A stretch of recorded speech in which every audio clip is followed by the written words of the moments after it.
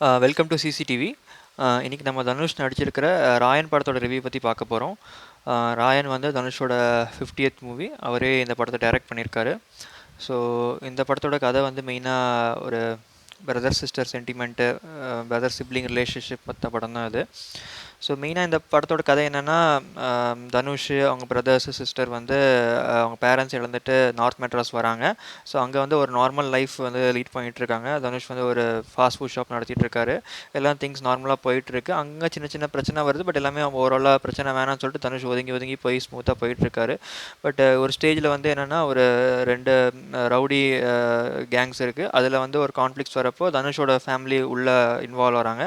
அப்படி ஆகிறப்போ அவங்க ஃபேமிலிக்கு என்ன த்ரெட் ஆகுது, அதுலேருந்து அந்த ஃபேமிலி எப்படி காப்பாற்றுறாரு, அந்த ஃபேமிலிக்குள்ளே இருக்கிற ரிலேஷன்ஷிப் வந்து எப்படி சேஞ்ச் ஆகுது ஓவர் பீரியட் ஆஃப் டைம், இதுதான் இந்த படத்தோட மெயின் கதை. ஸோ இந்த படத்தில் வந்து தனுஷ் வந்து ஒரு டைட்டில் கேரக்டர் பண்ணியிருக்காரு. ரொம்ப சட்டிலான பெர்ஃபார்மன்ஸு, ரொம்ப டைலாக்ஸ்லாம் கிடையாது. ரொம்ப ஒரு மாதிரி பொறுமையாக நிதானமாக பண்ணுற ஒரு கேரக்டரு. ஒரு இன்டர்மேஷனில் நல்ல ஒரு ஹையில் வந்து அப்படியே ஒரு முடிக்கிறாரு. அப்புறம் செகண்ட் ஹாஃப் ஃபுல்லாக மேக்ஸிமம் அவர் scenes throughout the second half வருது. ஸோ அது எல்லாமே வந்து ஒரு மாதிரி நல்லா அவரோட பெஸ்ட் கொடுத்துருக்காரு 50th மூவியில். அடுத்து இம்பார்ட்டண்டான ரோல் பார்த்திங்கன்னா அவங்க சிஸ்டர் பண்ணியிருக்காங்க. அந்த சிஸ்டர் வந்து ஒரு மாதிரி அவங்க சிஸ்டருக்கும் பிரதருக்கும் இருக்கிற ரிலேஷன்ஷிப் தான் இந்த படத்தோட மெயின் கதைங்கிறனால அதுக்கான கேஸ்டிங் சாய்ஸ் வந்து ரொம்ப அப்ராப்ரியேட்டாக இருந்துச்சு. அவங்களும் நல்லா பண்ணியிருந்தாங்க. ஒரு மாதிரி செகண்ட் ஹாஃப்லலாம் அவங்களுக்கான ஒரு ஆக்ஷன் சீக்வன்ஸஸ்லாம் வருது. அதெல்லாம் ரொம்ப நல்லா நேச்சுரலாக பண்ணியிருந்தாங்க. ஓவராலாக இந்த படத்தோட கேஸ்டிங்குமே ஒரு நல்லா தான் இருந்துச்சு. ரொம்ப ஃபெமிலியர் ஃபேஸ் நிறைய பேர் இருந்தாங்க. எல்லாருமே அவங்கவுங்க ரோல்ஸை நல்லா பண்ணியிருக்காங்க. எல்லாருக்குமே ஒரு டீசெண்டான ஸ்க்ரீன் ப்ரெசன்ஸ் இருந்துச்சு. பிரதர்ஸாக நடிச்சிருக்கிற காளிதாஸ் ஜெயராமும் ஆகட்டும், இல்லை சந்தீப் கிருஷ்ணன் ஆகட்டும், இல்லை செல்வராகவன் ஆகட்டும். செல்வராகவன் வந்து தனுஷோட வெல்விஷ் தான் வராரு. ஆல்மோஸ்ட் ஒரு காட் ஃபாதர் ஃபிகராக வராரு. த்ரூ அவுட் த மூவி அவரும் தனுஷ்க்கு சப்போர்ட்டிங்கிற ரோலில் வராரு. ஸோ அதெல்லாமே வந்து அவங்கவுங்க ரோல்ஸும் நல்லா பண்ணிட்டு போயிருக்காங்க. ஆண்டகனிஸ்டாக வந்து எஸ் ஜே சூர்யா பண்ணியிருக்காரு. இதோ நம்மளுக்கு ஃபெமிலியர் ஃபேஸாக இருந்தாலும் அவரோட ரோலை பண்ணிட்டு போயிருக்காரு. பட் என்னென்னா, ஒரு ஆல்ரெடி நம்ம இந்த மாதிரி ரோல் பார்த்துருக்கோமேங்கிற ஒரு ஃபீல் வந்துச்சு எஸ் ஜே சூர்யாவோட ரோல் பார்க்குறப்போ. But still he has done is job well. அதுக்கப்புறம் சின்ன சின்ன ரோல்ஸில் பிரகாஷ் ராஜ், அப்பர்ணா பாலமுரியில் பண்ணியிருக்காங்க. பட் வெரி லெஸ் இம்பார்ட்டன்ஸ் இந்த மூவி கான்டெக்ஸ்டில் பார்க்குறப்போ. அப்புறம் வந்து அந்த ஃப்ளாஷ்பேக்கில் வந்து தனுஷோட யங்கர் வெர்ஷனாக பண்ணியிருக்க கேரக்டர் ஆகட்டும், மற்ற அதர் கேரக்டர்ஸ், சின்ன சின்ன யங் கேரக்டர்ஸ் வந்து எல்லாருமே ரொம்ப நேச்சுரலாக பண்ணியிருந்தாங்க. மெயினான ப்ளஸ் பார்த்திங்கன்னா, இந்த படத்துக்கு வந்து டெக்னிக்கல் டிபார்ட்மெண்ட்ஸ், எஸ்பெஷலி வந்து ஒரு மியூசிக் ஆகட்டும், சினிமோட்டோகிராஃபி ஆகட்டும், இல்லாட்டி வந்து ஒரு ஓவரால் எடிட்டிங் ஆகட்டும், எல்லாமே ஓரளவுக்கு நீட்டாக இருந்துச்சு. மியூசிக் வந்து எஸ்பெஷலி வந்து சாங்ஸ் அண்ட் பிஜிஎம் வந்து நல்லாவே இருந்துச்சு. நிறைய சீக்வன்சஸில் எலிவேட் பண்ணிச்சு.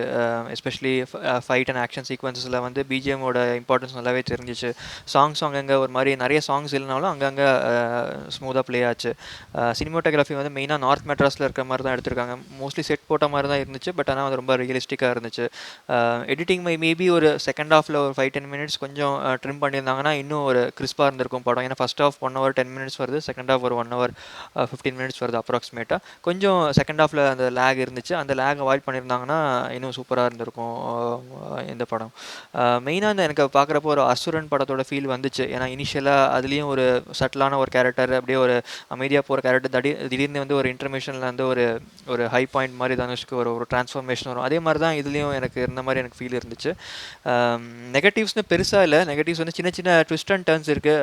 அந்த கேரக்டரைசேஷன்ஸோட பிஹேவியர்ஸு, அவங்க ரியாக்ட் பண்ணுற விதம், அவங்களோட ரோல்ஸ் ஸ்லைட்டாக சேஞ்ச் ஆகுது படத்தில். அதெல்லாம் வந்து கொஞ்சம் சர்ப்ரைசிங்காக இருந்துச்சு. சில இடத்துல கொஞ்சம் கன்வின்சிங்காக இல்லாத மாதிரி ஒரு ஃபீல் இருந்துச்சு.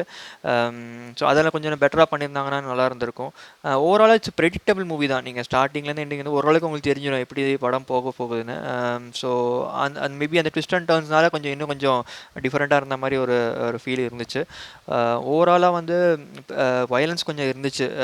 கண்டிப்பாக வயலன்ஸ் இருந்துச்சு. ஏன்னா நிறைய ஆக்ஷன் சீக்வன்ஸஸ் இருந்துச்சு. ஸோ அதெல்லாம் கொஞ்சம் சில இடத்துல வந்து நிறைய இருந்த மாதிரி ஃபீல் இருந்துச்சு. பட் படமே அந்த ஜானருங்கிறதுனால அது பெருசாக தெரியல. செகண்ட் ஹாஃபில் மேபி கொஞ்சம் இன்னும் கொஞ்சம் அந்த கிரிப்பிங்காக இருந்திருந்தால் இன்னும் நல்லா இருந்திருக்கும். ஃபர்ஸ்ட் ஹாஃபில் இருந்த அந்த ஒரு ஆத்தென்டிசிட்டி வந்து செகண்ட் ஹாஃபில் கொஞ்சம் டைல்யூட் ஆன மாதிரி ஒரு ஃபீல் இருந்துச்சு. பட் ஆனால் ஓவராலாக இந்த படம் வந்து ஒரு one time watchable good movie தான். ஏன்னா வந்து இது வந்து ஒரு நல்ல ஹைப்பில் வந்த படம். ஆக்சுவலி இந்த படம் வந்து ப்ரீ புக்கிங் ஆகட்டும் நல்ல ஹைப் இருந்துச்சு. பட் அதுக்கு ஓரளவுக்கு சஸ்டெயின் பண்ணியிருக்கு. ஏன்னா நிறைய எக்ஸ்பெக்டேஷனோட வரப்போ அந்த எந்த படமாகட்டும் அந்த படத்துக்கு வந்து எக்ஸ்பெக்டேஷன் மீட் பண்ணுறது கொஞ்சம் கஷ்டமாக இருக்கும். பட் ஆனால் இது ஓரளவுக்கு ஜஸ்டிஃபை பண்ணியிருக்குன்னு தான் நான் ஃபீல் பண்ணுறேன். ஓவராலாக வந்து எல்லாருமே வந்து அவங்க ரோல்ஸை நீட்டாக பண்ணிட்டு போயிடுறாங்க. ஸோ பெருசாக வந்து நெகட்டிவ்ஸ்னு ஒன்றும் இல்லை. ஸோ இந்த படம் வந்து என்னோட பாயிண்ட் ஆஃப் வியூவில் வந்து ஒரு 5க்கு 3 தருவேன். ஸோ கண்டிப்பாக இது வந்து ஒன் டைம் வாட்சபிள் மூவி தான். நீங்கள் போய் தியேட்டரில் பார்க்கலாம்.